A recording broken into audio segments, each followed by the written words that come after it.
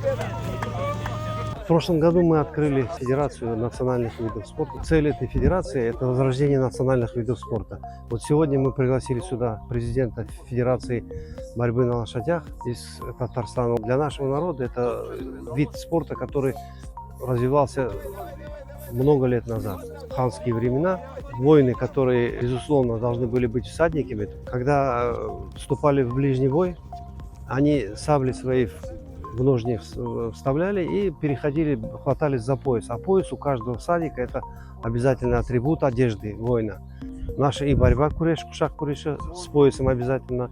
И вот эта борьба на лошадях. Надо было сидеть на лошади, быть устойчивой, посадка должна была быть и уметь стянуть всадников. Вот эта традиция, мы решили ее возродить. Такие показательные выступления обучают нас правилам. Пришли борцы, которые занимаются кушак-куреше, и они вот это все прочувствуют. В Крыму у крымских татар они были искусными наездниками, насколько мы всегда это знаем.